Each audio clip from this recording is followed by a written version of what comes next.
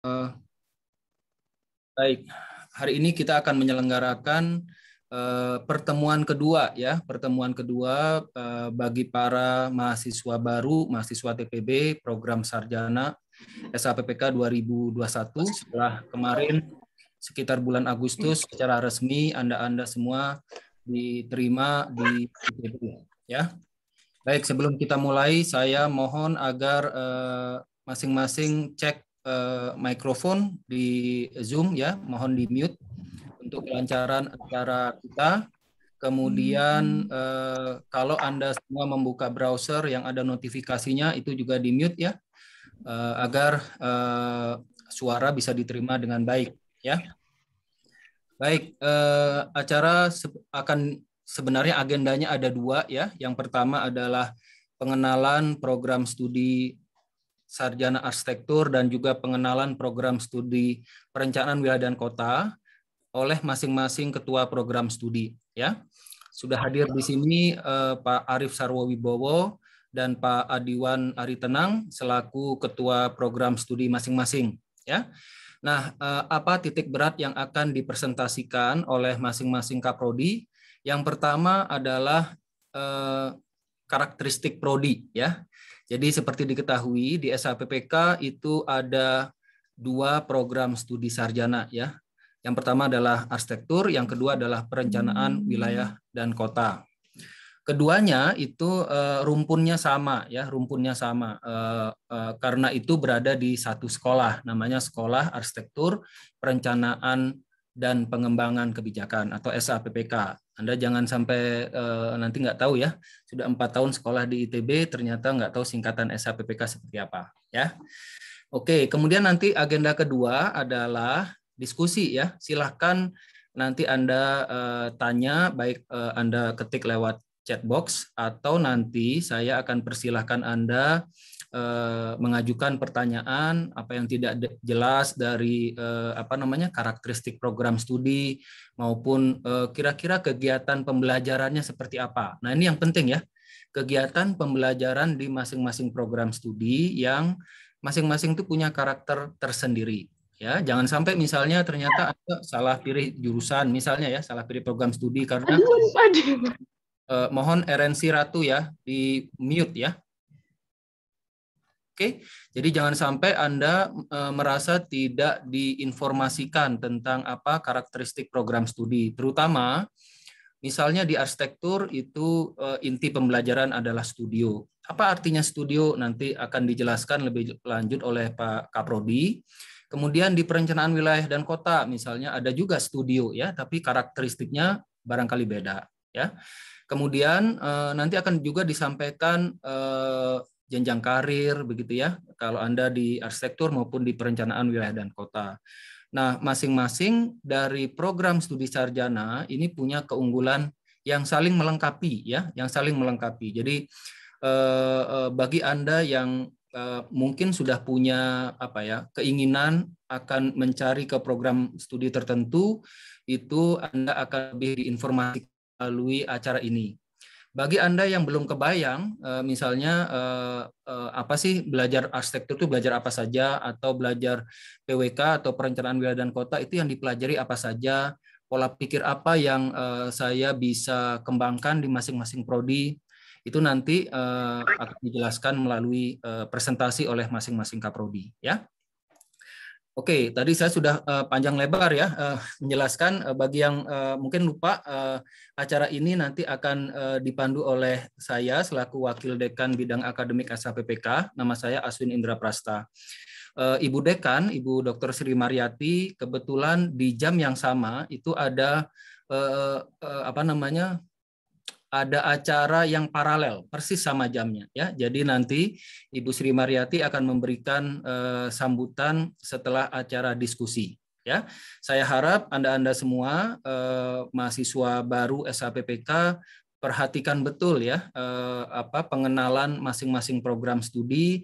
Kalau Anda belum punya bayangan yang terlalu jelas ya, mudah-mudahan di acara ini lebih jelas. Begitu ya. Baik, selanjutnya ini sudah ada dua kaprodi ya, Pak Arief Sarwo dan Pak Adiwan Aritenang.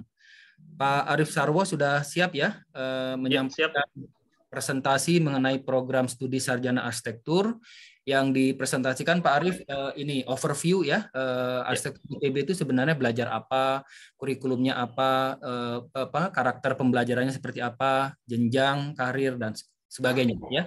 Pak Arif punya waktu sekitar maksimal 30 menit ya Pak Arif ya. Ya. Oke. Baik. Silakan Pak Arif. Ya, baik. Terima kasih banyak Pak Aswin WDA ya, SAPPK ya, atas pembukaannya, dan salam kenal juga ya pada para mahasiswa baru TPB ya. Nama saya Arif Sarwo Wibowo. Kebetulan saya diberi amanah untuk menjadi Kaprodi Program Sarjana Arsitektur ya.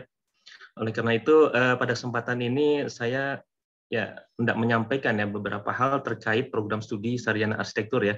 Mungkin saya sudah menyiapkan juga ya video singkat ya sekitar 12-13 menit yang mudah-mudahan itu menjadi overview singkat ya terkait dengan program studi sarjana, dan setelah itu saya terus terang berharap adik-adik di sini ya lebih aktif ya bertanya ya, karena saya yakin ketika memilih SAPPK ITB sudah ada di benak adik-adik di sini saya akan menjadi apa gitu, saya akan menjadi arsitek kah atau menjadi planner kah, atau masih bingung mau jadi arsitek atau planner. Jadi pada kesempatan ini justru ya sangat diharapkan Anda bisa menanyakan ya pada kami ya, bertanya pada kami, karena saya juga belum tahu ya di antara adik-adik di sini tuh yang terbayang ya kalau jadi arsitek tuh seperti apa, kerjanya apa. Mungkin beberapa ada yang orang tuanya mungkin arsitek, tapi ada juga yang ingin menjadi arsitek karena apa?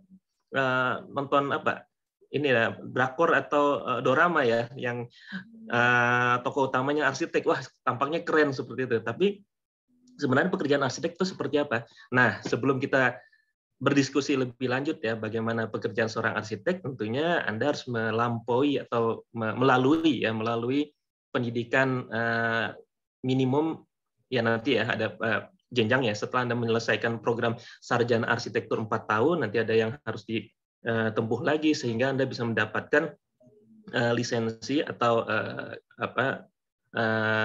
registrasi ya sebagai seorang arsitek ya, sehingga dapat berpraktik sebagai seorang arsitek ya, sebagai tenaga profesional di bidang arsitektur.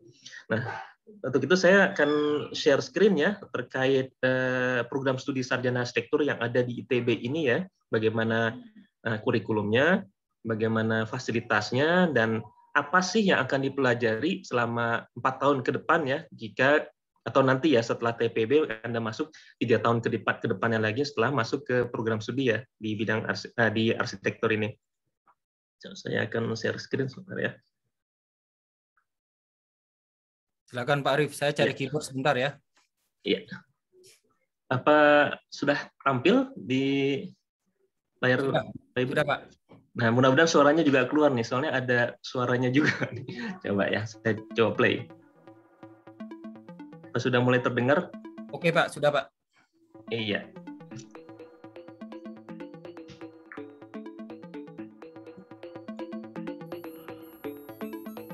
Selamat datang di program studi Sarjana Arsitektur ITB. Untuk beberapa menit ke depan, Anda akan disuguhkan dengan berbagai informasi terkait fasilitas dan penyelenggaraan pendidikan arsitektur di ITB. Prodi Arsitektur ITB yang merupakan lembaga pendidikan arsitektur tertua di Indonesia, menjadikan Prodi Arsitektur ITB menjadi lembaga pendidikan arsitektur terbaik di Indonesia. Apa saja yang harus Anda ketahui tentang program studi Sarjana Arsitektur ITB akan kami rangkum dalam presentasi ini. Prodi AR ITB selalu mengikuti berbagai perkembangan dunia pendidikan dan profesional yang ada. Dan untuk itu selalu juga mengevaluasi dan memperbaiki kurikulum yang dijalankan. Saat ini, kita menggunakan kurikulum 2019 yang merupakan kurikulum terbaik yang telah dinilai memenuhi standar nasional dan internasional. Kurikulum ini tentunya juga merujuk peraturan nasional yang mengharuskan mahasiswa dapat lulus sarjana setelah menyelesaikan 144 SKS. Demikian pula aturan di ITB yang mengharuskan tahun pertama ditempuh dalam program TPB sebagai mahasiswa fakultas atau sekolah. Selain mata kuliah wajib yang mutlak harus ditempuh oleh mahasiswa, Prodi Arsitektur juga menyediakan slot 16 SKS untuk mata kuliah pilihan yang dapat dipilih sesuai dengan minat mahasiswa. Setidaknya saat ini terdapat 19 mata kuliah pilihan di dalam Prodi Arsitektur sendiri yang dapat dipilih oleh mahasiswa dan ratusan mata kuliah lainnya yang berada di luar Prodi Arsitektur. Prodi Arsitektur ITB membuka kesempatan bagi mahasiswa yang hendak langsung melanjutkan program S2 di Prodi Arsitektur melalui program Fast Track, yaitu program yang memungkinkan mahasiswa menyelesaikan program S1 dan sekaligus S2 dalam jangka waktu kurang dari 6 tahun, atau bahkan hanya 5 tahun saja. Caranya adalah dengan mengambil sebagian mata kuliah tingkat magister pada saat masih berstatus mahasiswa program sarjana. Tentunya untuk mengikuti program ini terdapat berbagai persyaratan yang harus dipenuhi. Selain itu, perlu diketahui pula bahwa sejak tahun 2018, gelar lulusan Prodi Arsitektur juga telah mengalami penyesuaian. Lulusan program studi Sarjana Arsitektur akan mendapatkan gelar Sarjana Arsitektur atau disingkat dengan SARS. Berikut ini adalah beberapa contoh karya mahasiswa pada setiap tahapan tahun pendidikan. Di tahun kedua, mahasiswa dilatih kepekaan dalam merancang bangunan kayu sederhana dan mempelajari antropometri manusia. Pada tahun kedua pula, mahasiswa diajarkan cara merancang rumah tinggal. Selain itu, juga dilatih untuk mengoperasikan berbagai perangkat lunak arsitektur. Mahasiswa juga diperkaya dengan berbagai pengetahuan detail sambungan antar komponen arsitektur sebagai bekal untuk merancang, baik menggunakan material kayu, bambu, baja, beton, dan lainnya. Penguasaan bidang dan ruang dalam gubahan bentuk juga merupakan salah satu bekal utama yang diberikan pada tahun kedua ini.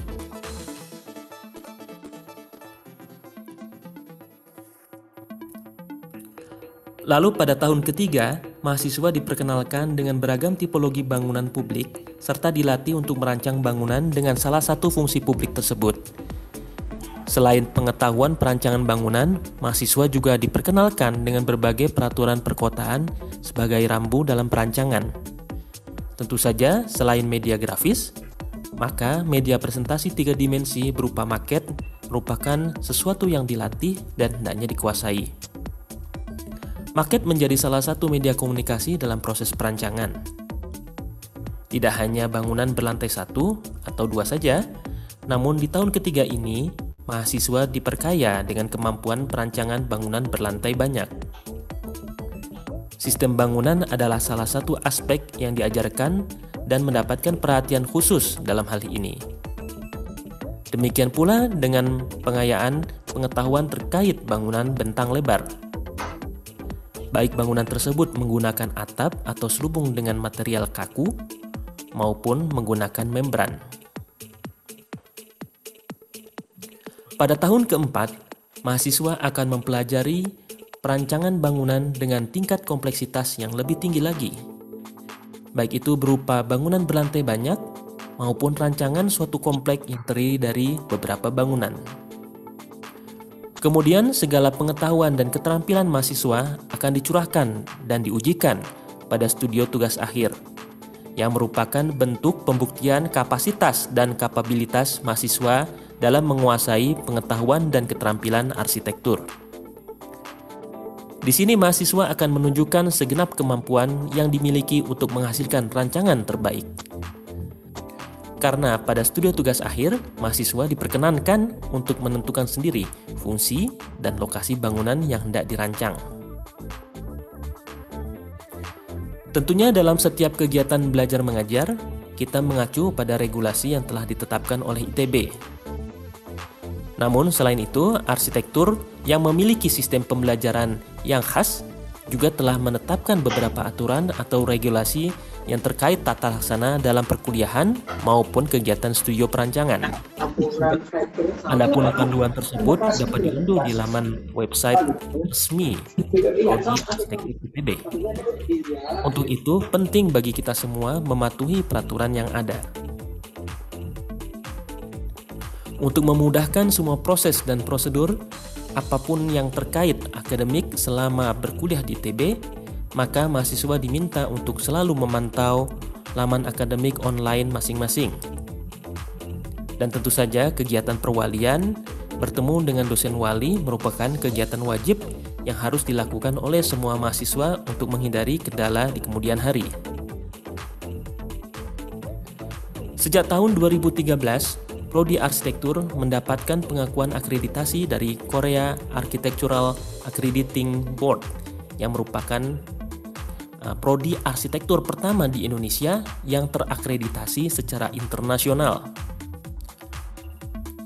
Sehingga secara otomatis pula hal ini menjadikan prodi arsitektur ITB menjadi prodi unggul menurut Kementerian Pendidikan dan Kebudayaan.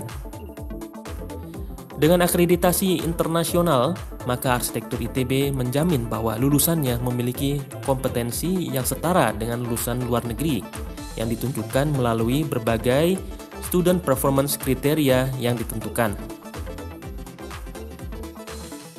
Setiap tahun, Prodi Sarjana Arsitektur ITB menerima tidak kurang dari 80 mahasiswa yang telah diseleksi oleh SAPPK dari sekitar 200 mahasiswa TPB di bawah SAPPK. Saat ini kami didukung oleh 50 orang dosen lulusan perguruan tinggi bergengsi dunia. Dengan diantaranya terdapat 3 guru besar yang memiliki reputasi secara internasional. Tentunya selain fokus pada kegiatan belajar mengajar di dalam kampus, program studi Sarjana Arsitektur ITB juga memfasilitasi berbagai kegiatan pendukung lainnya di luar kampus. Seperti kegiatan kuliah lapangan yang dilakukan setiap tahunnya oleh mahasiswa tahun kedua pada jeda libur panjang, yang selalu menghasilkan terbitan buku yang menjadi inspirasi dalam perancangan.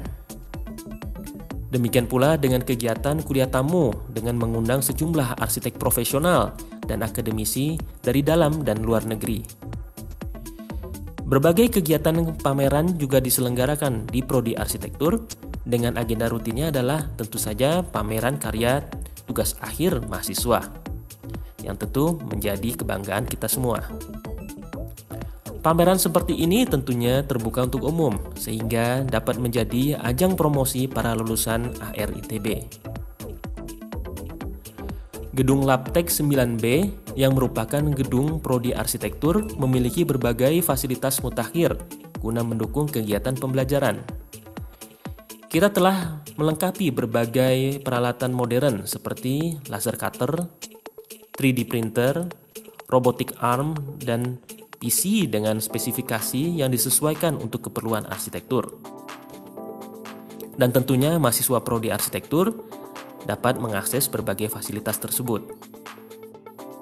Selain hardware, Prodi Arsitektur juga telah melengkapi PC dengan berbagai software arsitektur yang berlisensi resmi, sehingga mahasiswa dapat menggunakannya tanpa khawatir.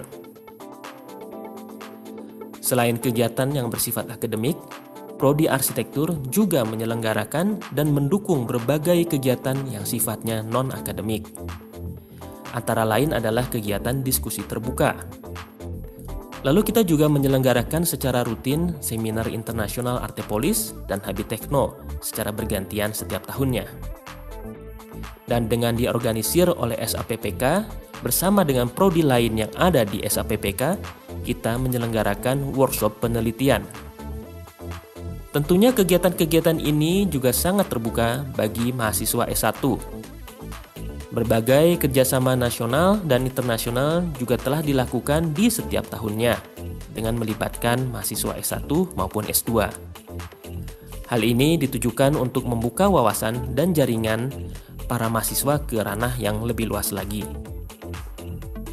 Selain berorientasi pada akademik, tentunya Prodi Arsitektur ITB juga memiliki kepedulian kepada masyarakat dengan berbagai program pengabdian kepada masyarakat yang dilakukan oleh para dosen Prodi Arsitektur. Tidak jarang program ini juga melibatkan para mahasiswa untuk sama-sama berinteraksi langsung dengan masyarakat dan membantu memikirkan berbagai persoalan dan kebutuhan yang ada di masyarakat. Antara lain bantuan berupa shelter pada saat terjadi bencana di berbagai daerah. Juga bantuan perancangan dan pembangunan rumah ibadah di berbagai daerah juga. Untuk itu, kami percaya pengetahuan, keterampilan, dan kreativitas lulusan Prodi Arsitektur ITB telah, sedang, dan akan terus memberi manfaat untuk kemajuan bangsa Indonesia. Jangan ragu untuk menempuh pendidikan di Prodi Arsitektur ITB, karena Anda adalah putra dan putri terbaik bangsa Indonesia yang akan mendapatkan pendidikan arsitektur terbaik pula di Indonesia ini.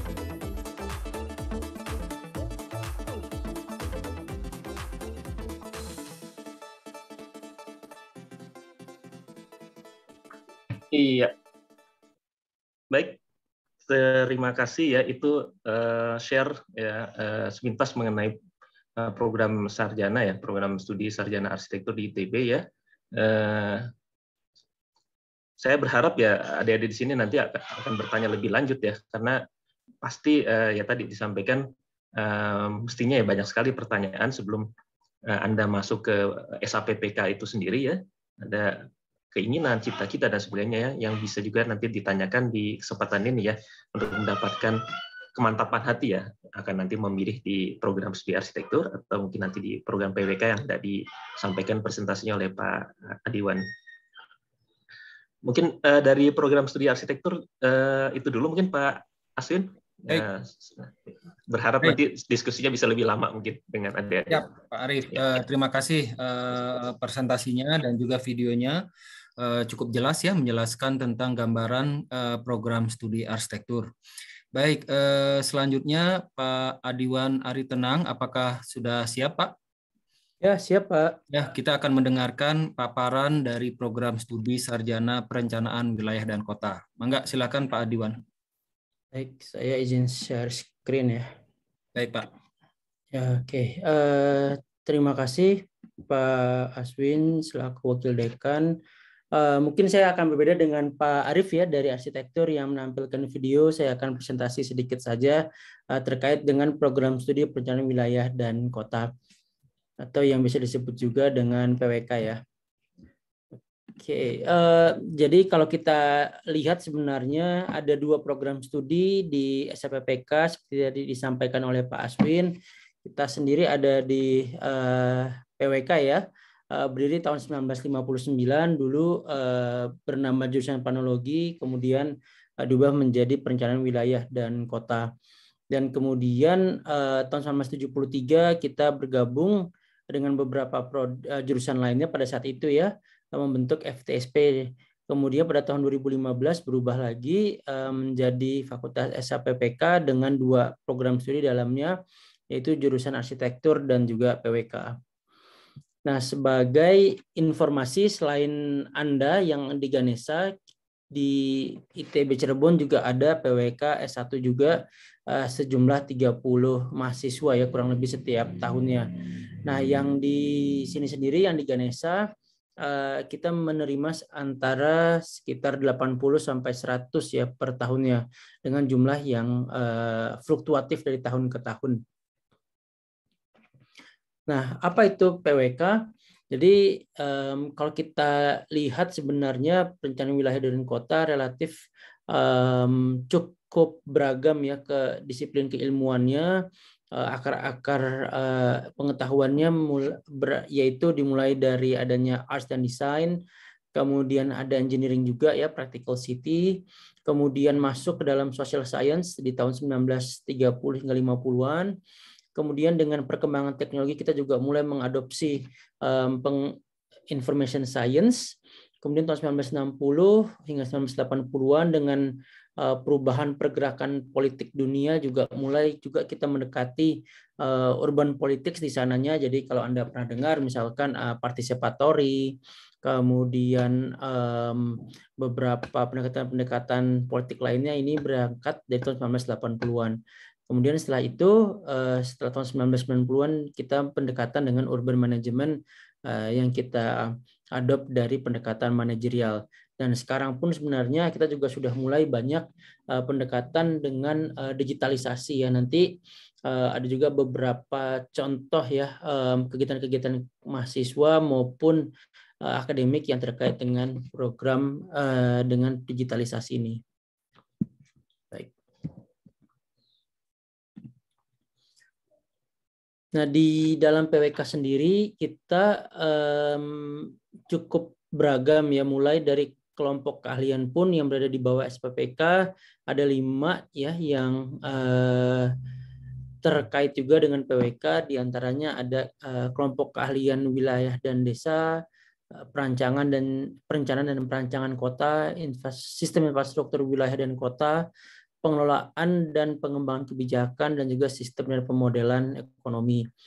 Beberapa fasilitas kita yang sudah ada yaitu ada perpustakaan dengan lebih dari 50.000 koleksi buku, kemudian kita juga ada lab komputer di dalamnya, ruang-ruang studio juga lengkap dari S1, S2 hingga S3.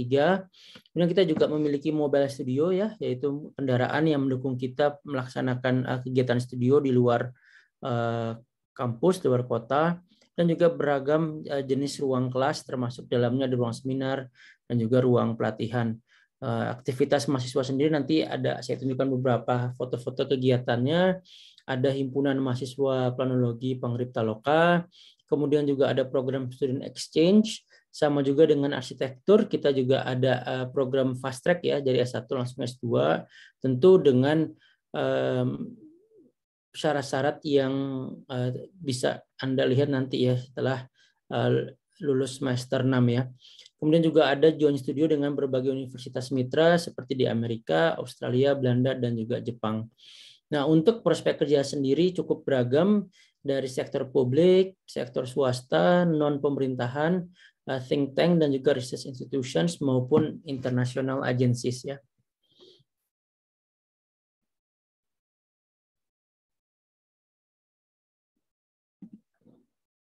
Nah, kalau untuk pendidikannya sendiri umumnya dapat diselesaikan dalam 144 SKS dengan total 8 semester. Gelarnya nanti adalah sarjana teknik, dan kita sudah terakreditasi juga ya dari BAN PT atau dari negara, yaitu dengan akreditasi A. Bahkan sekarang dengan program yang baru sudah akreditasi unggul ya otomatis, dan juga sudah ada akreditasi internasional yang dikeluarkan oleh lembaga di Jerman yaitu ASIN. Ya, untuk sekilas ya program kurikulumnya sendiri seperti ini. Jadi kita banyak, kalau Anda lihat gabungan tadi ya dari manajemen, kemudian ke social science, information system juga kita ada di sana ya, dan juga perencanaan dan juga perancangan kota. Nah, terkait dengan program Kampus Merdeka yang sekarang sudah banyak beragam, kita juga sudah mengosongkan ya di semester 8, memungkinkan Anda untuk tugas akhir sambil mengambil beberapa kegiatan kampus mereka itu sendiri ya. Nah, untuk mendukung kegiatan tersebut juga sudah ada beberapa mata kuliah pilihan yang mendukung kegiatan kemahasiswaan Anda, seperti adanya kompetisi perencanaan, organisasi kemahasiswaan, kepanitiaan, dan juga pengalaman profesional penelitian dan juga proyek kemanusiaan. Jadi di semester 8 ini kita memberikan kebebasan bagi Anda untuk ikut dalam Kampus Merdeka MBKM untuk memilih spesialisasi yang ingin Anda kembangkan ya di semester terakhir tersebut saat Anda mengerjakan tugas akhir. Nah, ini untuk akreditasi tadi kita sudah unggul ya akreditasinya. Untuk prodi arsitektur dari Korea Architecture Accrediting Board ya KB. Kalau di kita sendiri di PWK sudah diakreditasi oleh ASIN yang berasal dari Jerman ya. Nah, untuk berbagai kiprah lulusan prodi PWK sendiri beragam, baik yang di pemerintahan seperti di kementerian-kementerian maupun di badan-badan pemerintah ya, termasuk juga Bank Indonesia, BPS ya, kemudian juga ada juga di KPK, maupun yang di non pemerintahan seperti lembaga internasional ya seperti UN, UNDP, World Bank, juga beberapa lapangan pekerjaan lainnya ya yang baru bermunculannya beberapa tahun terakhir ya, seperti di developer maupun di beberapa startup yang kita kenal saat ini ya, seperti di Gojek, Tokopedia, dan juga lain-lain. Jadi cukup beragam lapangan pekerjaan untuk lulusan PWK.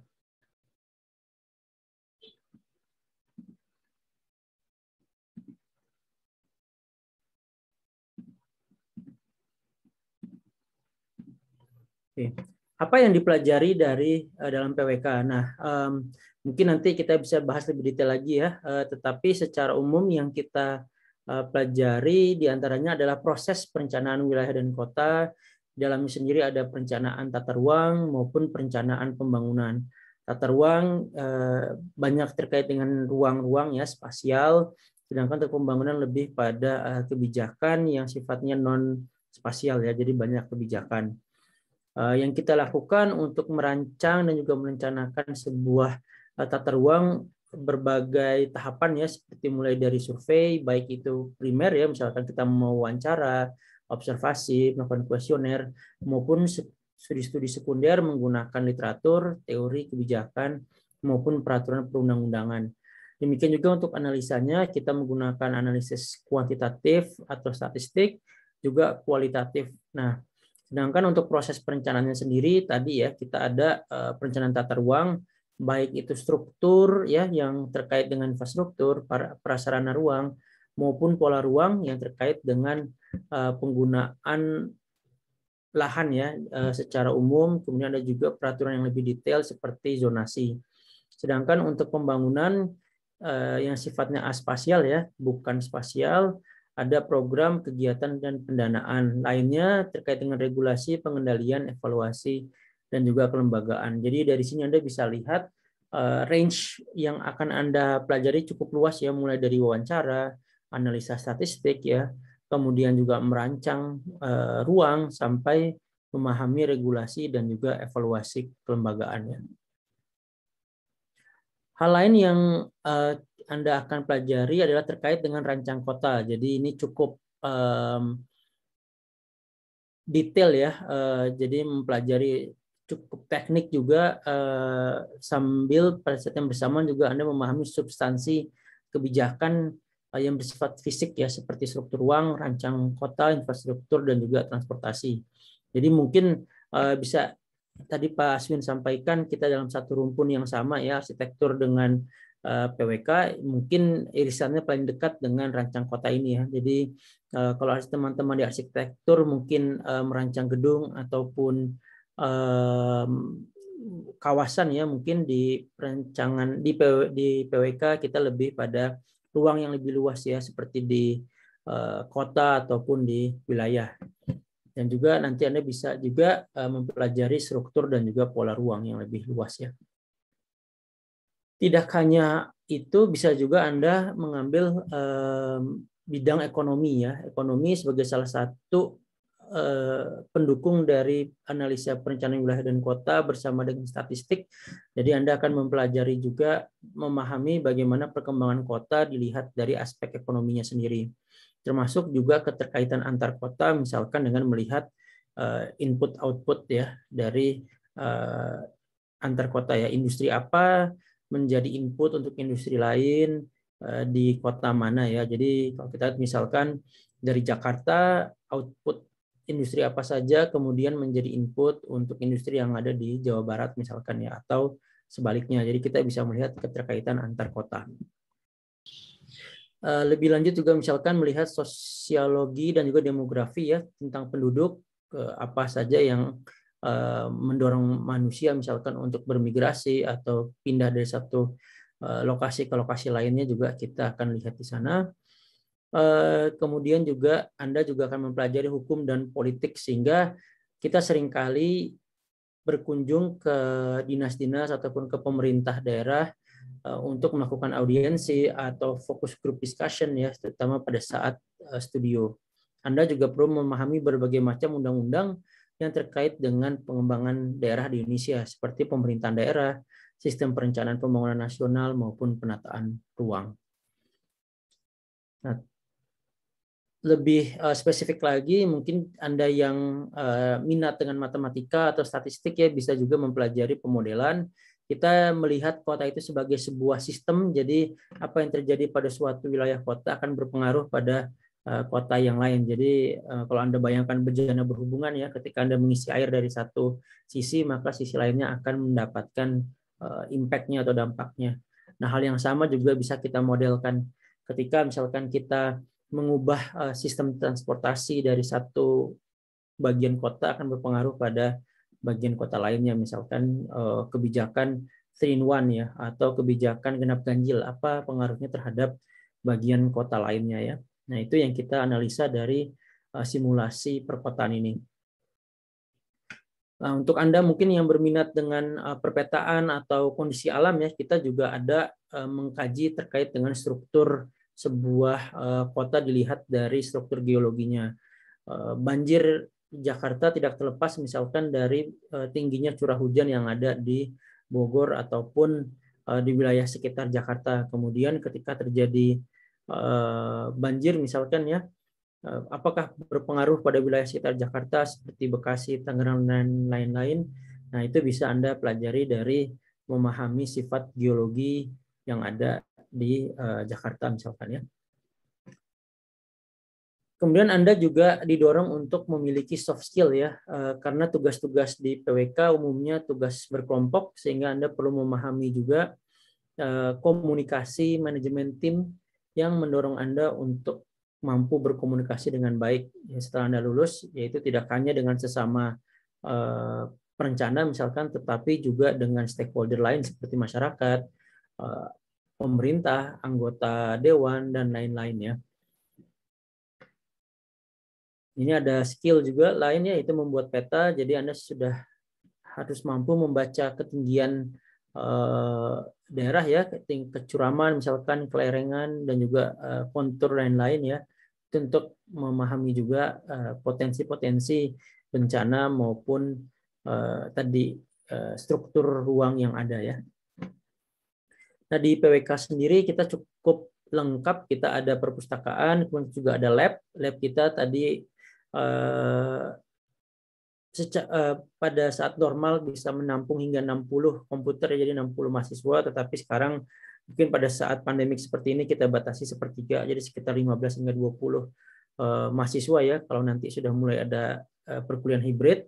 Kemudian kita juga ada conference room, ada ruang serbaguna untuk lebih dari 150 mahasiswa bisa perhatian bersamaan. Juga kita ada teleconference room ya untuk komunikasi jarak jauh seperti online meeting ya. Di Jatinangor pun untuk teman-teman PWK Cirebon juga kita sudah lengkap juga, ada komputer lab yang ada, kemudian perpustakaan, gedung-gedung perkuliahan, dan juga ruang studio. Nah, beberapa kegiatan internasional kita seperti konferensi internasional setiap 2 hingga 3 tahun ya, yang disebut dengan Plano Cosmo, sudah berlangsung sejak tahun 2010-2011 ya. Dan ini foto-foto sebelum pandemik ya, 2015, 2018, dan terakhir kemarin tahun 2020, tapi itu sudah full online ya karena kondisi saat ini.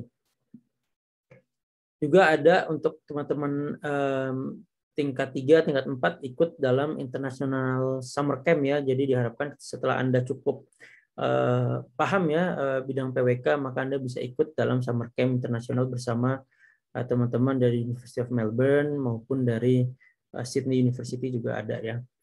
Nah, ini kita juga ada student exchange ke Ritsumeikan di Jepang, mahasiswa tingkat 3, tingkat 4 ya rata-rata yang ikut dalam program exchange ini selama 1 semester di Jepang.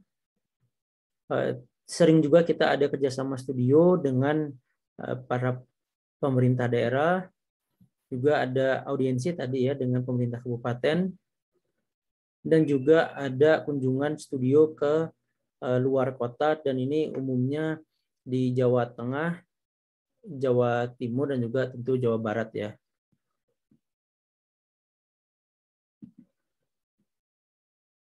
Nah, untuk himpunan sendiri cukup aktif juga dengan adanya berbagai kegiatan. Contohnya sekarang yang sedang dikembangkan oleh mahasiswa adalah Urban Motion, yang akan bergulir pada tahun ini ya.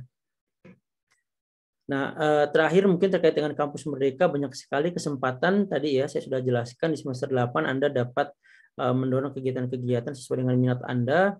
Yang ada saat ini misalkan menjadi asisten untuk penelitian dan juga pengabdian masyarakat untuk dosen ITB, kerjasama dengan UNPAD juga memungkinkan juga Anda untuk bekerja bersama dosen di UNPAD selain pertukaran pelajar juga di UNPAD ya. Kemudian juga dengan Kementerian Agraria dan Tata Ruang, penyusunan rencana detail tata ruang di berbagai pemerintah daerah di Indonesia. Kemudian dari Kementerian Pendidikan dan Kebudayaan, beberapa mahasiswa PWK ada yang saat ini sudah kerja magang ya di Lazada, di Paragon, maupun ada juga yang sedang ikut International Student Mobility di Inggris saat ini. Kemudian yang sedang kita susun juga adalah bersama dengan Kementerian Bappenas untuk mendorong mahasiswa berkontribusi dalam pembangunan desa cerdas di Jawa Barat ya. Ini beberapa hasil dari kegiatan mahasiswa ya. Ada majalah keilmuan, The Planners ya.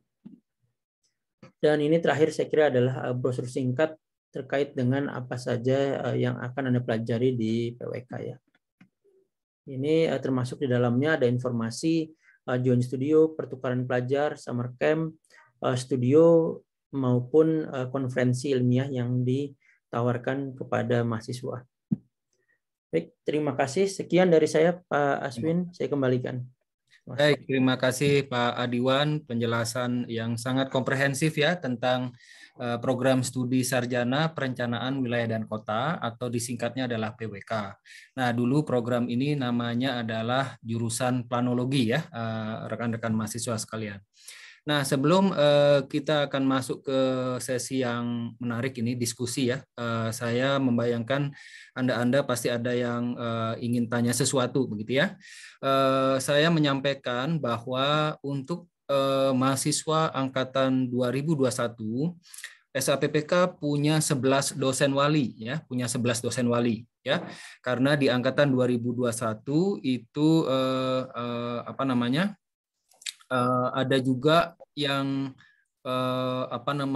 program studinya ada dari PWK Cirebon ya. Bapak Ibu dosen wali di sini sudah pada hadir ya. Mohon Bapak Ibu dosen wali bisa mengaktifkan kamera supaya bisa dilihat oleh mahasiswanya. Yang pertama adalah Bapak Ahmad Deni Tardiana ya, Pak Apep ini panggilannya ya, rekan-rekan mahasiswa sekalian.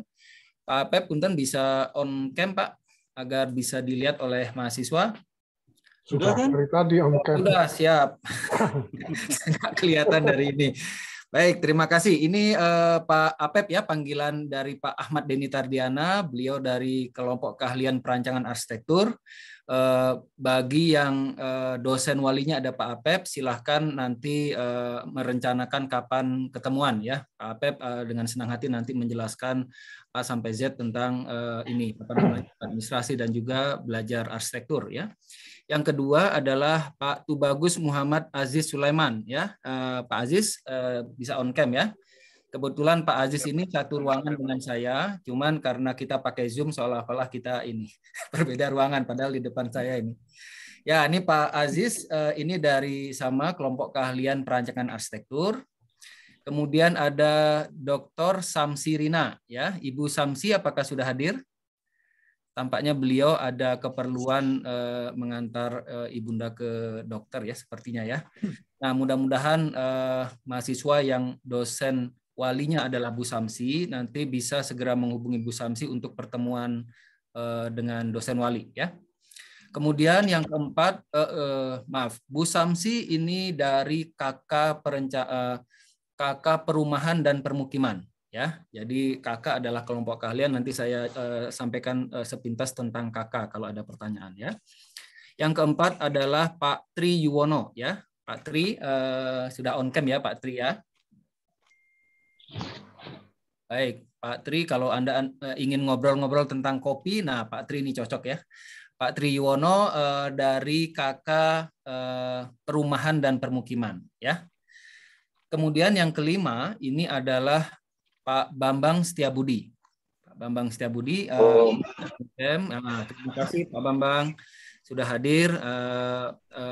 Rekan-rekan yang dosen walinya adalah Pak Bambang, nanti bisa segera hubungi beliau ya. Pak Bambang ini dari KK Sejarah Teori dan Kritik Arsitektur ya. Kalau Anda mau tanya tentang masjid, mau tanya tentang Pak Bambang yang ada di Cikole itu Pak Bambang rekreasi. Pak Bambang. Iya. Kemudian yang ke-6 adalah Ibu Ninik Suhartini ya. Ibu Ninik sudah on cam ya. Ibu Ninik Suhartini. Sudah, Pak. Terima kasih Ibu Ninik. Para mahasiswa sekalian silakan nanti sudah kenal dengan Bu Ninik, silakan kontak untuk pertemuan dengan dosen wali. Punten Bu Ninik, dari kakak apa ya? Saya agak lupa, mohon maaf. Dari Sistem Infrastruktur Wilayah dan Kota, Pak. Ya. Baik, Ibu Ninik ini dari KK Sistem Infrastruktur Wilayah dan Kota, ya. Kemudian yang ketujuh adalah Pak Tengku Munawar Kolil, ya, Pak Tengku Munawar Kolil. Apakah sudah on cam, Pak Tengku? Oke. Barangkali sedang ada keperluan. Jadi mudah-mudahan nanti Anda yang dosen walinya adalah Pak Tengku bisa segera menghubungi beliau ya. Ke-8 adalah Ibu Harkunti Pertiwi Rahayu. Wah, ini dosen senior ya di SAPPK. Bu Harkunti, apakah sudah on cam? Oke, Bu Harkunti kayaknya ada acara yang sama ya, karena di waktu yang sama di SAPPK ada 2 acara ini. 3 malah ya, ada sidang S3 satu lagi saya lupa. Oke, baik. Bagi mahasiswa sekalian yang dosen walinya Bu Harkunti, mohon segera menghubungi beliau untuk pertemuan dosen wali ya. Yang ke-9 adalah Profesor Haryo Winarso ya, Pak Haryo tadi sudah hadir. Selamat sore. Selamat sore Pak Haryo. Terima kasih sudah menyempatkan hadir Pak Haryo. Jadi rekan-rekan mahasiswa sekalian, ini adalah Pak Haryo Winarso dari KK Perencanaan dan Perancangan Kota ya, PPK di SAPPK. Kemudian yang ke-10 adalah Pak Ridwan Sutriadi. Ya, Pak Ridwan, apakah sudah on cam Pak Ridwan? Lagi di sebelah. Oh, lagi di sebelah. Siap. Ya, Pak Ridwan ini juga dari KK PPK ya, kalau tidak salah Pak Haryo ya? Ya. Betul, dari KK Perencanaan dan Perancangan Kota. Kemudian yang terakhir adalah dosen wali 2021 adalah Pak Adiwan Fahlan Aritenang yang tadi presentasi ya, sebagai Ketua Program Studi Sarjana Arsitektur. Baik, rekan-rekan mahasiswa sekalian. Sarjana PWK, Pak.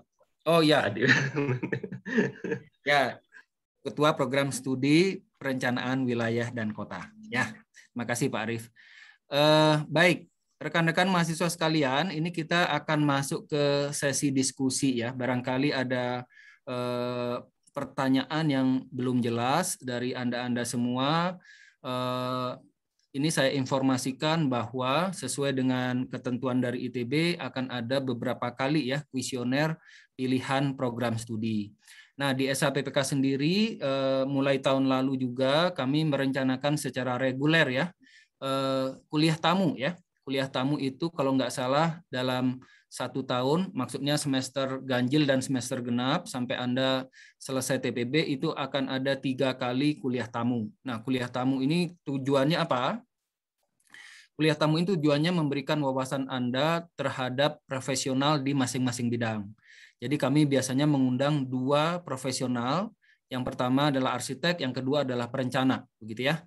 Jadi supaya Anda kenal betul nih kalau keluar dari kampus itu karirnya seperti apa, pekerjaannya seperti apa, tanggung jawabnya seperti apa, dan seterusnya. Ya, jadi insya Allah nanti kuliah tamu pertama untuk SAPPK TPB ya, kuliah tamu wawasan profesi itu sekitar akhir Oktober ya, kemudian nanti di Januari dan kemudian di Maret ya.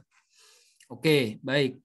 Itu adalah rencana yang kami upayakan agar tidak lain Anda semua semakin punya informasi yang lengkap tentang program studi yang akan Anda jalani selama kurang lebih 3,5 tahun ya. Kalau tepat waktu, insya Allah tepat waktu ya. Ya, tadi kita sudah mendengar paparan dari dua ketua program studi tentang berbagai macam ragam kegiatan, kemudian inti pembelajaran di masing-masing program studi. Dan sekarang ini ITB sebagaimana universitas yang lain di Indonesia itu juga ada melaksanakan program MBKM ya, tadi disampaikan oleh Pak Arief dan Pak Adiwan juga. Jadi kedua program studi punya program yang sangat beragam yang Anda bisa ikuti mulai dari semester 5 ya, mulai dari tingkat 3. Oke. Baik, saya buka sesi diskusi, barangkali ada yang akan bertanya ya, silahkan. Anda on cam, kalau bisa on cam ya, kemudian sampaikan nama dan kemudian pertanyaan. Silakan.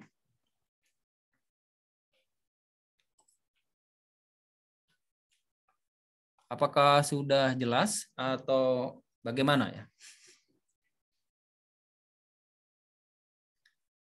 Barangkali di beberapa bulan yang lalu ada pertanyaan tentang KK misalnya ya, apa bedanya KK dengan program studi gitu ya. Ini sembari menunggu Anda bertanya ya. Ya, jadi KK atau kelompok keahlian itu adalah organisasi sumber ya. Kalau di ITB ada organisasi sumber, ada organisasi program. Nah, program itu adalah program studi ya. S1, S2, S3 itu program ya. Nah, kalau organisasi sumber yang paling inti di ITB itu adalah kelompok keahlian. Apa itu kelompok keahlian? Sesuai namanya itu ya rumpun ya, di mana insan-insan atau dosen dalam hal ini itu berkelompok ya sesuai dengan keilmuan atau keahliannya. Jadi itu kelompok dosen ya, kelompok keahlian itu. Nah, di SAPPK itu ada 9 kelompok keahlian ya, tadi sudah disampaikan oleh Pak Arief dan Pak Adiwan. Apa dampak dari kelompok keahlian terhadap program misalnya?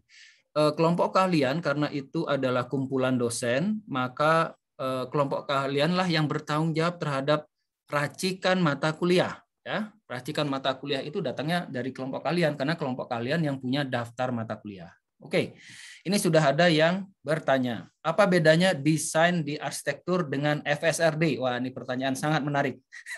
Silakan Pak Arief, saya beri kesempatan menjawab dulu. Ya, baik. Terima kasih banyak Pak Aswin ya. Saya rasa di sini juga banyak dosen-dosen prodi AR yang mumpuni ya. Ada Pak Tri ya.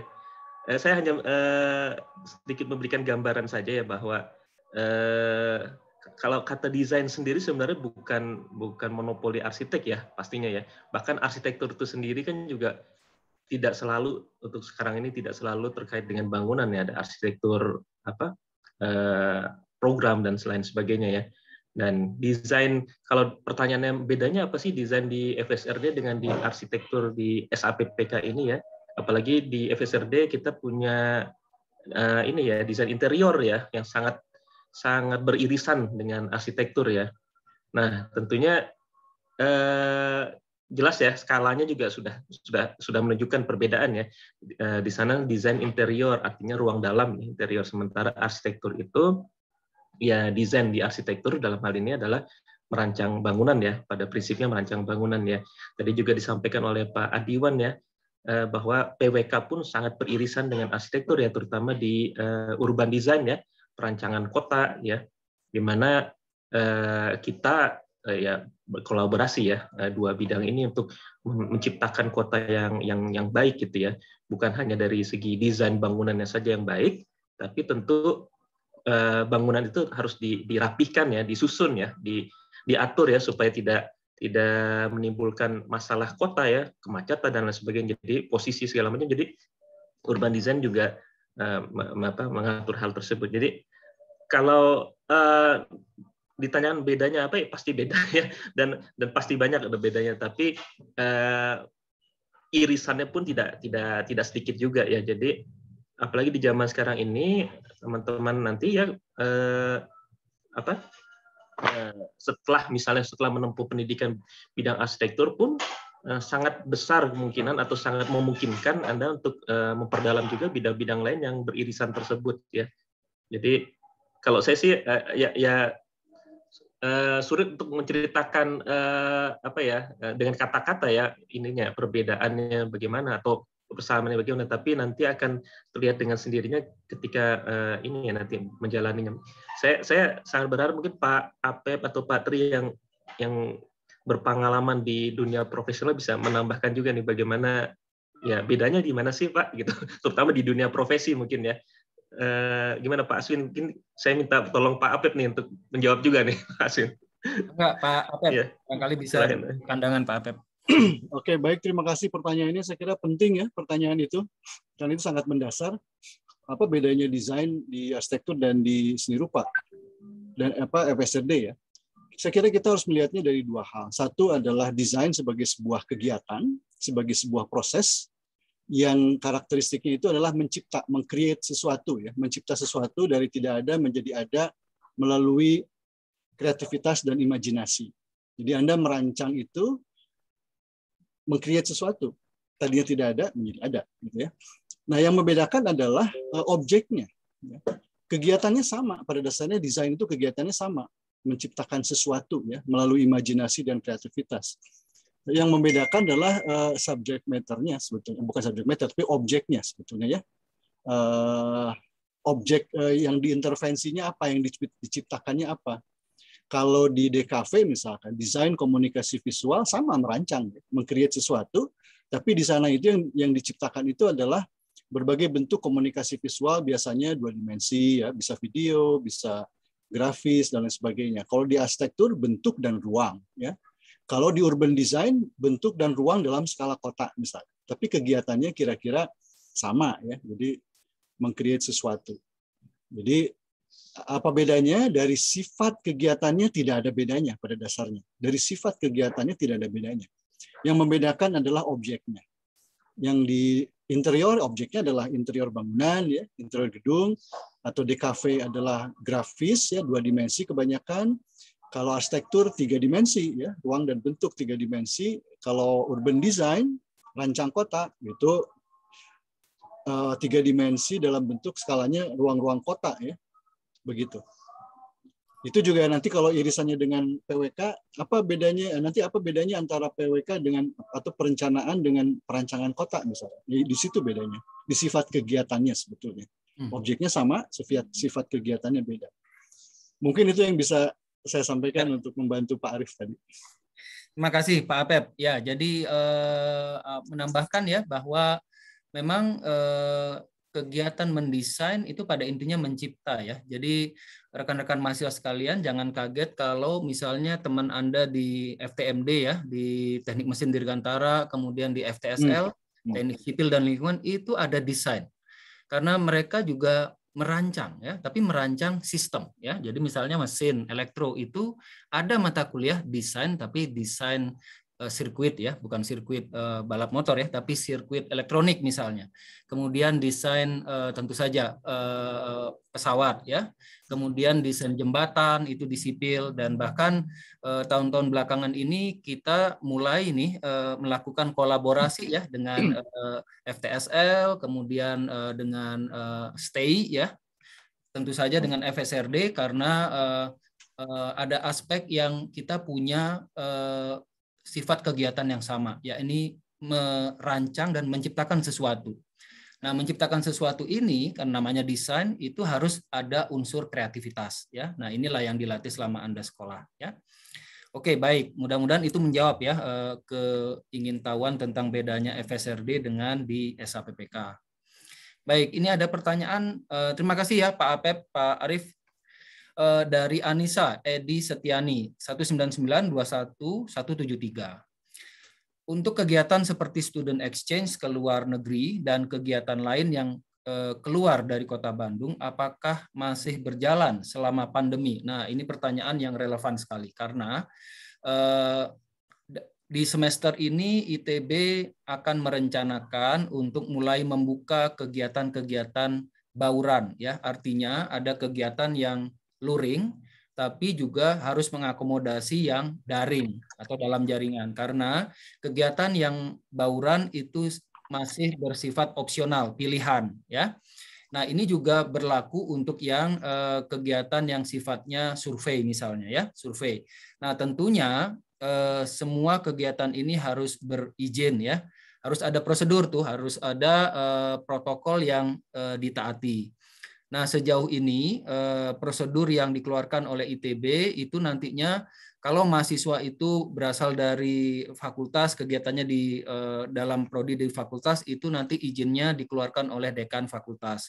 Nah, tentu saja ada beberapa prosedur yang harus dilalui, ya. Misalnya ada form izin gitu, ya. Form izin kemudian akan dievaluasi. Kemudian nanti pengampu mata kuliah itu akan menyampaikan proposal kegiatan. Kegiatannya misalnya ada survei ke kota mana, kegiatannya studio di di Labtek 9A atau studio di Labtek 9B, ya, gedung arsitektur dan gedung perencanaan wilayah dan kota. Itu penanggung jawabnya adalah dosen bersangkutan, ya. Nah, nanti pesertanya itu didaftarkan agar dapat izin masuk kampus. Nah, hal yang berbeda yang lain adalah selain form izin, itu penyelenggaraannya berbeda, ya. Apa yang berbeda? Pertama karena ada faktor harus mematuhi kapasitas, ya. Kapasitas yang diizinkan adalah 50% maksimal setiap ruangan. Akhirnya jadwal itu harus diubah, ya. Yang biasanya kalau studio itu seharian, ya, kadang-kadang jam 7 sampai jam 7 malam gitu, semua bekerja di satu studio. Tapi sekarang itu tidak bisa. Harus ada pembagian kapasitas, harus ada izin. Mahasiswa yang berkegiatan juga berlapis-lapis, ya, prosedurnya ini untuk keselamatan kita semua, ya. Pertama barangkali vaksinasi, ya, sudah divaksinasi. Kedua tentu saja sehat. Kemudian harus dapat izin, ya, dari orang tua, ya. Itu adalah yang bisa kami sampaikan terkait dengan kemungkinan kegiatan-kegiatan yang bersifat luring atau bauran. Nah, untuk kegiatan student exchange ke luar negeri, ini sebagian mahasiswa dan sebagian dosen kita sudah bisa berangkat ke luar negeri, ya. Yang misalnya sekolah S3 itu sudah bisa berangkat. Kemudian tadi Pak Adiwan sampaikan ada program exchange yang memang mahasiswa outbound, artinya dari ITB keluar itu sudah bisa berjalan, begitu, ya. Nah, kita doakan saja agar pandemi ini bisa kita kendalikan dan Anda semua juga ini, ya, menjadi agen-agen yang juga bertanggung jawab, ya. Bila nanti ada kegiatan yang sifatnya bauran, kalau memang diizinkan, ya jangan harus tetap mematuhi protokol, gitu, ya. Itu jawaban untuk Anissa Edi Setiani, ya. Kemudian ini ada Pak Aswin, ya, silakan. Sedikit menambahkan, ya, tadi silakan, terkait Pak. Student exchange, Pak Aswin, ya, sebagaimana disampaikan oleh Pak Aswin, itu sudah sangat memungkinkan, ya, untuk dijalankan, ya. Tapi dengan syarat, ya, tempat di sananya memang mau menerima, ya. Artinya karena beberapa kasus, ya, beberapa negara memang belum membuka, ya, walaupun sudah diterima sebagai mahasiswa student exchange di sana, ternyata negaranya belum membuka, tidak bisa mengurus visanya kitanya, atau mungkin perguruan tingginya juga negaranya sudah membuka, perguruan tingginya belum membuka. Artinya ada juga kejadian yang berangkat ke sana tapi belum masuk ke kampus juga, ya. Akhirnya online juga, ya. Jadi online juga di negara tersebut, ya, atau online di negara atau tetap di Indonesia. Jadi itu sangat tergantung juga dengan tuan rumahnya di sana, gitu, baik negara maupun perguruan tingginya. Mungkin itu saja, Pak. Terima kasih, Pak Arif. Tambahannya betul sekali, ya. Jadi tergantung dari negara yang menerima program itu, gitu, ya. Oke, ini ada pertanyaan menarik, ya, dari Nicholas Ciu 199211123. Selamat siang, Pak! Exclamation point, ya. Saya izin bertanya, apakah benar lulusan prodi arsitektur harus magang di Ikatan Arsitek Indonesia sebelum bekerja? Apakah ada bantuan dari ITB mengenai hal tersebut? Oke, ini pertanyaan yang Anda berarti sudah punya wawasan, ya, 5 tahun ke depan mau jadi apa, gitu, ya. Oke, Nicholas, ya, sesuai dengan yang pernah kami sampaikan bahwa arsitek itu saat ini sudah punya undang-undang, ya, Undang-Undang Nomor 6 Tahun 2017 dan masuk di Undang-Undang Cipta Kerja, ya, dan juga ada peraturan pemerintahnya, Peraturan Pemerintah Nomor 16 2021, ya, tentang arsitek. Nah, Dalam undang-undang dan juga peraturan pemerintah itu sudah disebutkan siapa yang sebenarnya disebut arsitek, artinya berhak berprofesi dan menjalankan keprofesian sebagai arsitek. Yang pertama adalah pendidikan tingginya minimal harus 5 tahun. Ya, jadi Anda yang ingin jadi arsitek profesional di Indonesia dan juga nantinya bisa sebagai ASEAN Arsitek ya, itu Anda harus lulus dulu S1 arsitektur ya di Indonesia 4 tahun, kemudian Anda bisa memilih apakah Anda akan melanjutkan melalui program fast track ataupun reguler di S2 arsitektur ITB, atau Anda mencari program profesi arsitek yang ada di Indonesia. Itu ada beberapa sekolah arsitektur di Indonesia yang membuka PPAR ya. Itu adalah program 1 tahun agar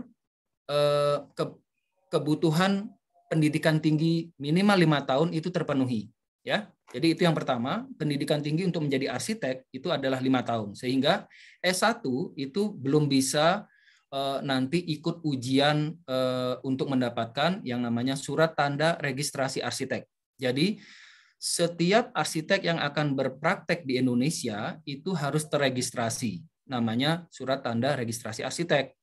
Kalau di perencana itu namanya adalah surat tanda registrasi insinyur sepertinya ya, STRI. Kalau di arsitek, profesi arsitek namanya STRA.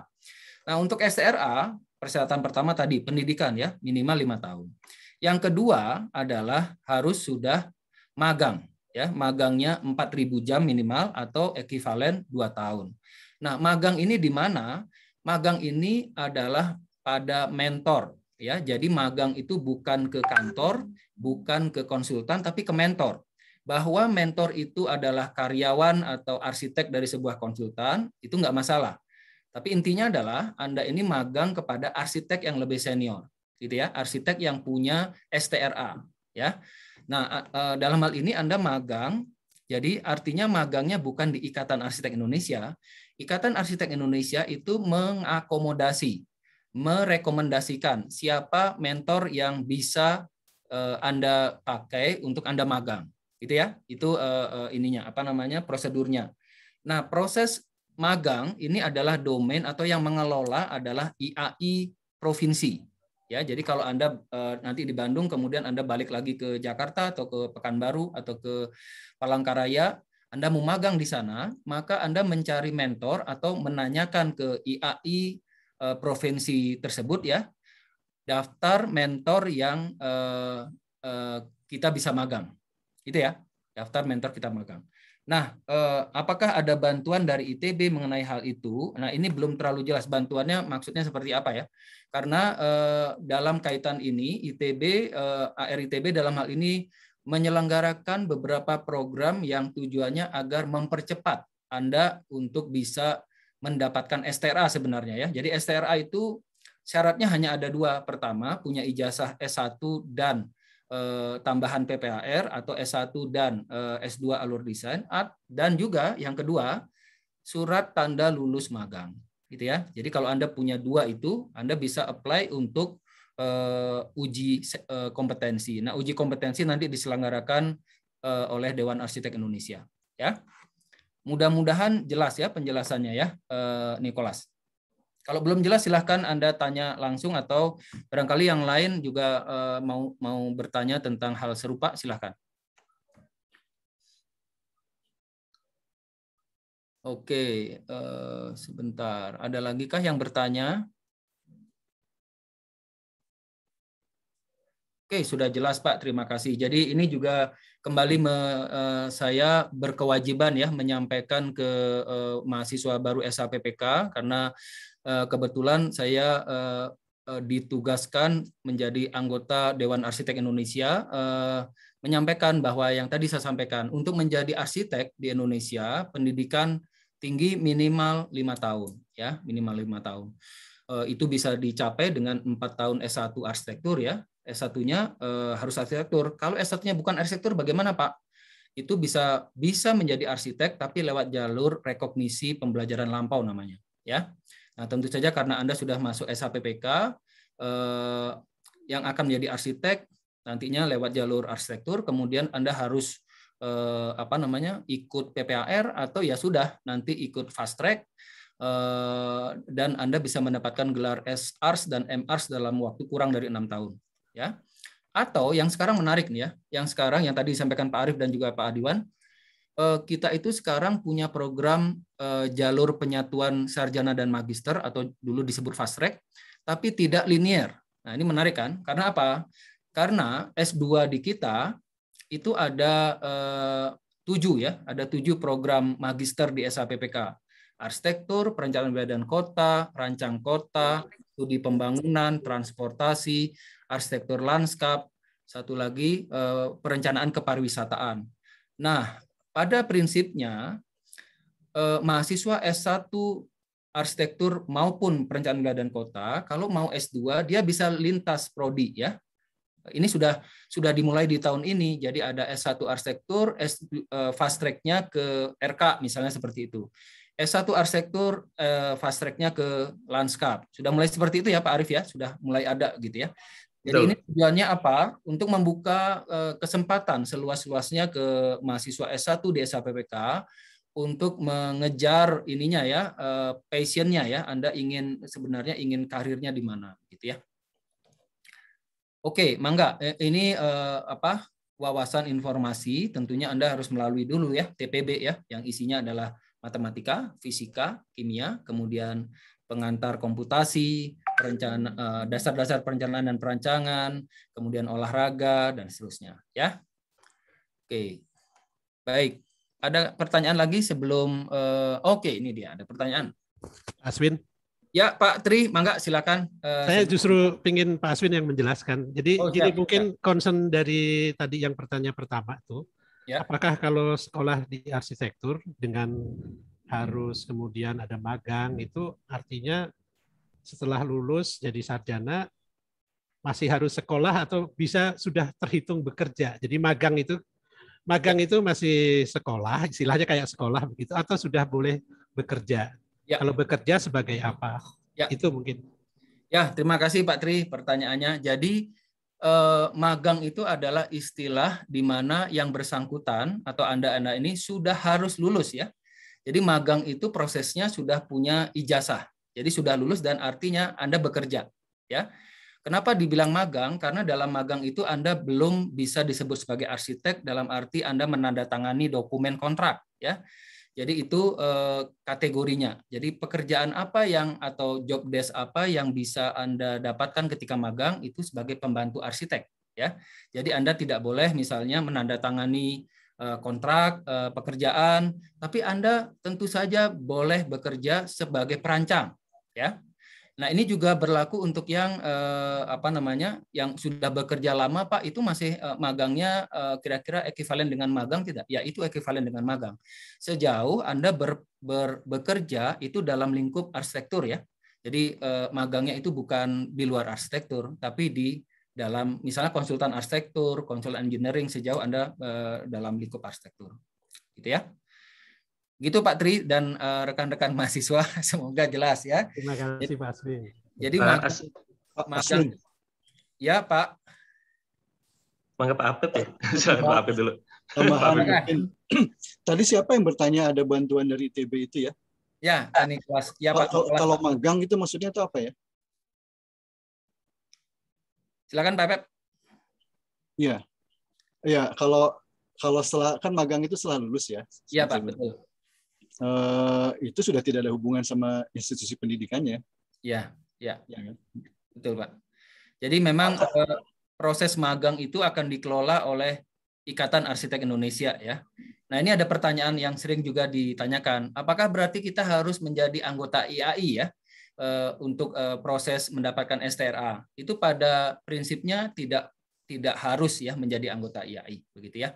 Tapi memang karena ada di peraturan pemerintah dan juga di undang-undang yang mengelola proses magang itu adalah Ikatan Arsitek Indonesia.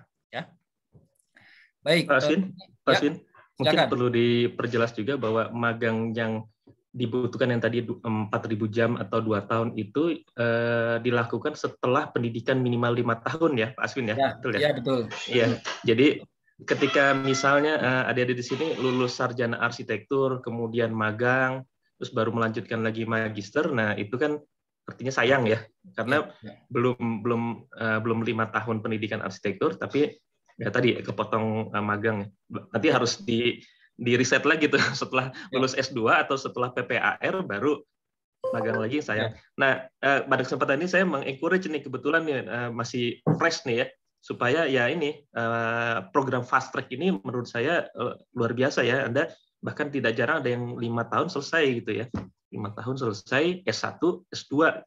Memang di AR ITB ini tidak ada program PPAR, namun ada program fast track yang menurut saya jauh lebih ini ya, lebih fleksibel ya, karena setelah lulus S2 itu Anda juga kalau mau melanjutkan lagi studi S3 sangat memungkinkan ya. Sementara kalau PPAR kan betul-betul dirancang memang sebagai program studi yang ke alur profesi ya. Dalam hal ini ya, yaitu untuk menjadi arsitek. Tapi kalau program S2 kan lebih fleksibel ya. Jadi di ITB ini kita punya S2 program S2 desain, alur desain dan alur riset ya. Jadi kalau tadi Pak Sino sudah sampaikan, bagi Anda yang memang sudah arahnya menjadi arsitek profesional ya, kalau mau melanjutkan S2 di ITB, ambillah alur yang desain ya, supaya kemudian dapat diakui program 5 tahunnya tersebut dan bisa lanjutkan langsung ke magang dan mengambil uji kompetensi seperti itu. Mungkin demikian aja Pak. Terima kasih. Terima kasih. Ya Pak. Mungkin juga mahasiswa ada yang bingung antara magang dengan KP kan ya. Oh iya, ya Pak. Kalau kerja praktek itu selama pendidikan kan, itu betul, pendek waktunya, hanya 3 bulan, 2 bulan. Betul. Ya, nanti terima kasih Pak Apep tambahannya, Pak Arief tambahannya ya. Jadi di struktur kurikulum sarjana baik di arsitektur maupun di PWK itu akan ada mata kuliah namanya kerja praktek. Nah, kerja praktek ini kalau untuk keperluan STRA atau surat tanda registrasi arsitek ini tidak diakui sebagai magang karena kerja praktek Anda belum lulus ya, karena itu bagian dari kurikulum S1 gitu ya. Jadi kalau magang itu benar-benar sudah lulus minimal pendidikan 5 tahun ya. Oke, baik. Ini ada pertanyaan dari Anugrah Ambia ya. Izin tanya, untuk penentuan penjurusan itu berdasarkan indeks dan kuesioner saja atau ada tes khusus lagi ya? Ya, betul. Untuk penjurusan itu ini informasi untuk kalian semua ya. Itu berdasarkan indeks dan juga kuesioner saja ya. Jadi untuk program reguler S1 di SHPPK itu penentuan penjurusannya hanya didasarkan pada indeks dan juga kuesioner yang nanti akan ada 3 kali gitu ya. Semoga menjawab. Kemudian ada pertanyaan lagi ya. Untuk memudahkan pemilihan jurusan, poin penting apa yang menjadi pertimbangan utama mahasiswa dalam menentukan jurusan yang sesuai agar tidak salah dalam memilih jurusan? Oke, poin penting apa saja yang menjadi pertimbangan utama? Jadi yang pertama adalah di sini kan di program TPB Anda itu mendapatkan beberapa mata kuliah dasar ya, matematika dasar, kemudian fisika, kimia, dan program mata kuliah yang berhubungan dengan SHPPK, dan juga ada mata kuliah umum lain. Nah, dalam 1 tahun di TPB itu adalah waktu Anda untuk dapat merencanakan ya, kira-kira Anda itu lebih berminat ke AR atau ke PWK.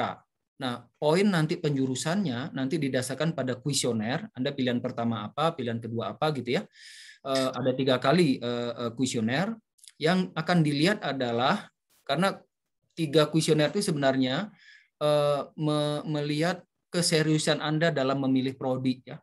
Jadi yang akan dilihat adalah hasil kuesioner yang ketiga. Jadi kalau Anda kuesioner pertama, Pak, saya salah ternyata di kuesioner pertama, masih bisa nggak ya saya mengganti pilihan saya? Itu masih sangat bisa gitu ya. Kemudian tentu saja yang selanjutnya setelah kuesioner adalah indeks prestasi Anda selama di TPB ya. Indeks prestasi yang nanti ada indeksnya kan, di S1 arsitektur dan juga S1 PWK itu kita sudah sepakat menetapkan indeks yang sama ya untuk semua mata kuliah atau masing-masing mata kuliah di TPB begitu ya. Jadi mohon menjadi perhatian bagi rekan-rekan mahasiswa TPB, terutama bagi yang masih bingung ya akan menentukan apakah ke AR atau ke PWK gitu ya. Akan ada 3 kesempatan begitu ya, kuesioner tentunya IPTPB menjadi basis gitu ya. Akan ada 3 kesempatan kuesioner, kemudian kami bantu juga dalam menjelaskan atau menggambarkan masing-masing prodi melalui kegiatan semacam ini dan juga nanti kuliah-kuliah tamu profesional ya. Semoga tidak salah jurusan karena dalam beberapa tahun belakangan ini kurang dari 2% sepertinya yang merasa salah jurusan di SAPPK ya. Ini sebenarnya porsi yang cukup baik ya dibanding di beberapa hari yang lalu kita lihat berita bahwa cukup besar ya porsi mahasiswa yang salah jurusan di universitas gitu ya. Kemudian ini permisi Pak, izin bertanya, untuk lulusan mahasiswa S1 PWK itu rata-rata bekerja di mana? Nah, saya beri kesempatan Pak Adiwan ini untuk menjawab. Tadi sudah ada disampaikan di presentasi Pak Adiwan ya, sepertinya ya. Silakan Pak Adiwan. Ya, baik, terima kasih Pak Aswin. Tadi sudah saya sampaikan ya, mungkin sekitar 15 tahun yang lalu lulusan PWK masih didominasi bekerja di bidang pemerintahan maupun non pemerintahan ya, seperti di kementerian ataupun lembaga-lembaga swadaya masyarakat. Tetapi saya melihat fenomena 10 tahun terakhir ini sudah bergeser ya ke international agency ya, seperti World Bank, kemudian UNDP, bahkan juga 5 tahun terakhir ini sudah mulai banyak yang ke beberapa startup nasional ya, seperti Tokopedia, kemudian Gojek, dan juga bidang-bidang yang relatif saya kira cukup terkait dengan perencanaan, tetapi baru-baru akhir ini ya cukup banyak seperti di bidang developer ya, dan juga di bidang analisis information system seperti tadi ya Gojek dan juga Tokopedia. Jadi saya kira cukup beragam lulusan PWK, bidang pekerjaannya tidak hanya di bidang pemerintahan saja untuk saat ini. Semoga menjawab. Terima kasih. Ya, baik, terima kasih Pak Adiwan.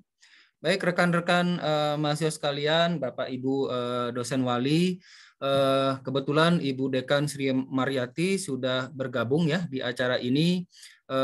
Sebelum kita nanti foto bersama begitu ya secara virtual, saya persilahkan Ibu Dekan, Ibu Dr. Sri Mariati untuk menyampaikan atau menyapa mahasiswa TPB SAPPK 2021. Silakan Ibu Sri Mariati. Ya, baik, terima kasih Pak Aswin. Ini kesempatan yang sangat ditunggu-tunggu, ini ketemu lagi dengan mahasiswa SAPPK 2021 ya. Hanya ini saya tadinya mau mengajak lagi nih rekan-rekan mahasiswa ini pakai ini Pak Aswin, video filter ya. Waktu itu kita waktu penerimaan mahasiswa baru tuh pakai kacamata ya. Cuma ini tadi laptop saya sedang diperbaiki ya, dibawa ke DSTI. Jadi ini nggak tahu nih kalau pakai HP ini nggak bisa ya. Pakai video filter ini mungkin kurang canggih juga nih saya ya. Harus belajar lagi. Ya baik, rekan-rekan semuanya, mahasiswa SAPPK 2021 ya, kita bertemu kembali di sini. Tadi sudah banyak, saya kira saya mengikuti setengah ya, karena sebelumnya ini kita ada acara webinar SAPPK, kebetulan tadi ini Pak Haryo sebetulnya hostnya sebagai Ketua Kelompok Keahlian Perencanaan dan Perancangan Kota ya. Tadi kebetulan ada Pak Archandra Tahar ya, Komisaris Utama di perusahaan gas negara ya. Ini juga sebetulnya ini lagi presentasi juga rekan saya Dekan Fakultas Teknologi Industri dan Bunikan ya. Nah, namun saya tadi sudah pesan ke Pak Aswin nih, Pak Aswin saya mungkin tidak bisa dari awal, tapi saya ingin bertemu dengan mahasiswa SAPPK 2021 ya. Jadi semoga semuanya sehat ya, dan tetap menjalani perkuliahan dengan bergembira ya, dengan senang hati ya. Memang banyak sekali pada masa-masa sekarang ini ya, mungkin jangan kita jadikan hambatan ya, pandemi ya tentu saja, tapi saya kira kita semua harus beradaptasi. Ini saya yakin juga rekan-rekan mahasiswa 2021 ini kan sudah dari SMA ya, model pembelajarannya begini begitu ya. Kita juga pada saat ini sedang menyiapkan juga model perkuliahan hybrid ya, supaya nanti bisa mudah-mudahan pandemi ini segera berakhir ya, sehingga kita bisa bertemu tatap muka secara langsung, ini tidak melewati layar ya. Nah, kemudian yang kedua, saya kira ini merupakan suatu yang harus kita syukuri ya, kita dapat diterima begitu ya di ITB, di SAPPK ya, bisa menimba ilmu. Saya yakin banyak rekan-rekan yang juga ingin ya berkuliah di SAPPK ITB ini. Kita juga ini sebagai informasi ya, SAPPK ini termasuk yang passing grade-nya tinggi ya, dan juga tingkat keketatannya tinggi ya. Jadi ini saya kira merupakan kesempatan yang jangan disia-siakan ya. Jadi terus belajar ya. Tadi saya dengar juga ada yang menanyakan pekerjaan ya. Jadi ini memang anak-anak sekarang itu risau begitu ya tentang pekerjaan, tapi saya pikir sebetulnya pekerjaan itu akan berevolusi ya, kalau saya bilang begitu, berevolusi, di mana sebetulnya yang dituntut itu adalah bagaimana kita berinovasi ya, menciptakan hal-hal baru. Itu kalau kita mau punya usaha sendiri begitu ya, menciptakan pekerjaan ya. Nah, namun demikian juga kalau akan bekerja dimanapun sebetulnya modalnya itu ya sebetulnya adalah kemampuan kita ya. Oleh karena itu jangan disia-siakan kesempatan yang sudah didapatkan ya. Di sini belajar dengan baik sehingga nanti mempunyai prestasi yang baik secara akademik maupun non akademik ya. Ini baru sebulan ya Pak Aswin ya. Ya perkuliahan ya. Jadi ya terus bersemangat ya, dan manfaatkan kesempatan yang sudah ada, dan sebetulnya banyak sekali kesempatan nanti yang bisa dimanfaatkan. Ya mungkin itu Pak Aswin, nanti mudah-mudahan ini ya kita bisa memakai video filter lagi ini ya, bersama-sama untuk foto. Ya demikian, terima kasih banyak. Wassalamualaikum warahmatullahi wabarakatuh. Waalaikumsalam warahmatullahi wabarakatuh. Terima kasih Bu Sri atas saran dan juga harapannya ya. Jadi kata kuncinya ya rekan-rekan mahasiswa sekalian, jangan sia-siakan Anda-Anda yang sudah diterima di ITB ya. Ini kesempatan yang bagus sekali, kesempatan untuk karir Anda ke depan ya. Baik, sebelum kita foto virtual, saya izin untuk menjawab ada 2 pertanyaan lagi ya. Ini juga ditujukan untuk seluruh mahasiswa. Jadi pertanyaannya adalah, selain mengambil profesi arsitek, biasanya lulusan S1 fresh graduate, lulus jurusan arsitek bekerja di mana ya? Apakah ada pro cons dalam pengambilan sertifikasi profesi? Jadi sekali lagi, setelah Anda lulus S1 tentu saja Anda bisa bekerja ya di bidang yang Anda sukai begitu ya. Kalau di rata-rata di arsitektur itu bisa bekerja di konsultan, atau kalau Anda tidak bekerja di konsultan, biasanya alumni itu bekerja di industri kreatif ya. Di ada yang bekerja sebagai, ada yang menjadi sutradara ya, film ya, dan segala macam. Jadi lapangan kerja itu tetap terbuka.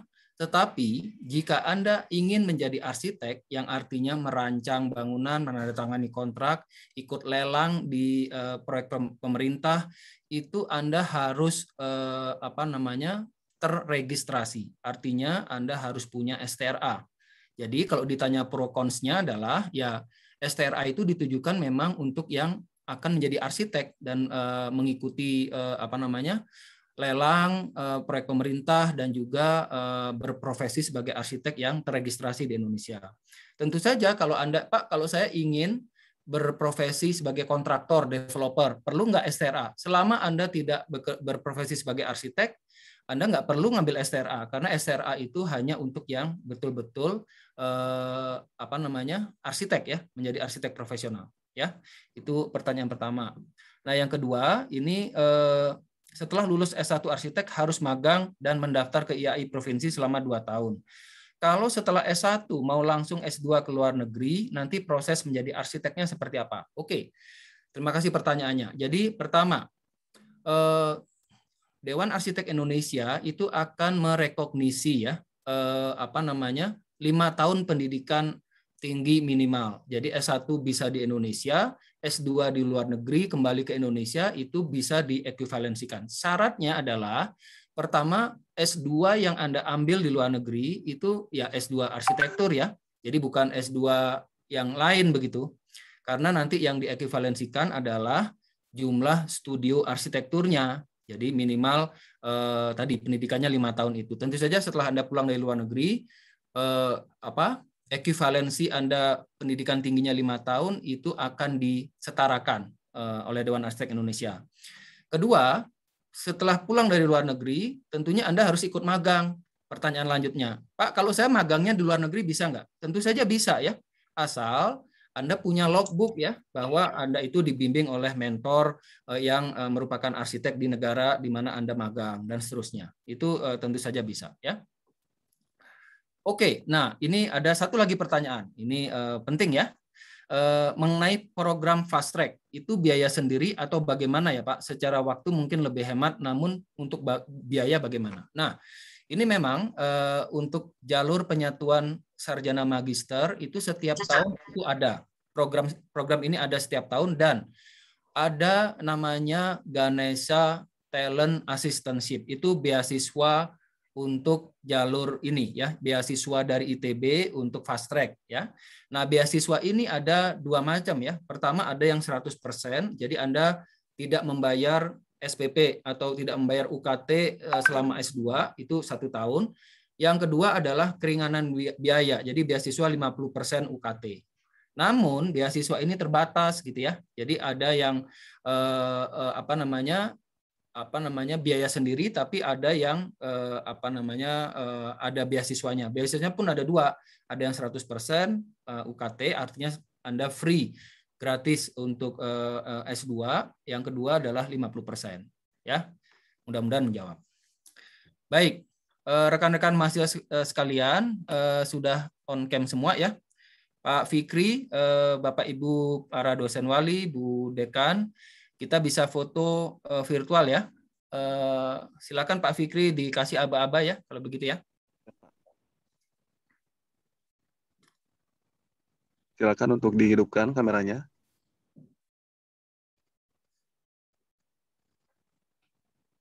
Silakan Pak Fikri. Baik Pak, sebentar. Per slide-nya 2 detik ya Pak. Oke. Baik, untuk slide pertama. 1, 2, 3. Baik, selanjutnya. Slide 2, 1, 2, 3. Selanjutnya, slide 3. 1, 2, 3. Selanjutnya, slide 4. 1, 2, 3. Selanjutnya, slide 5. 1, 2, 3. Selanjutnya, slide 6. 1, 2, 3. Selanjutnya, slide 7. 1, 2, 3. Dan terakhir, slide 8. Sudah, Pak. Terima kasih, Pak.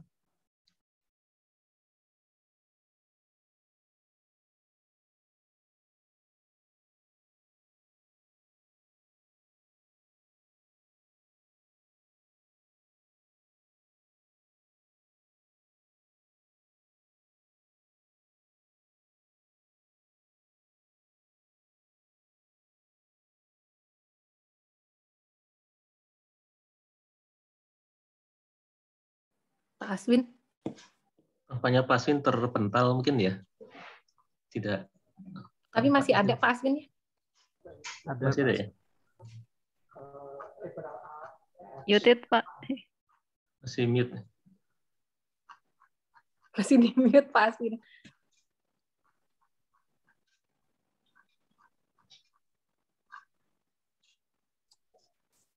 Nah, sekarang nge-hang betulan.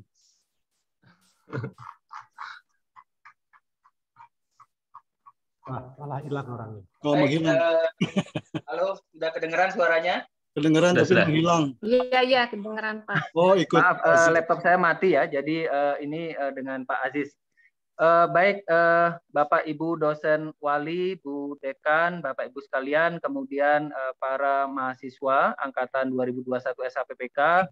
Dengan demikian acara pengenalan prodi di SHPPK sudah kita laksanakan ya. Jangan lupa nanti kita ada rencana mengadakan kuliah tamu dari profesional yang tujuannya agar Anda makin punya wawasan terhadap profesi arsitek dan profesi perencana, ya.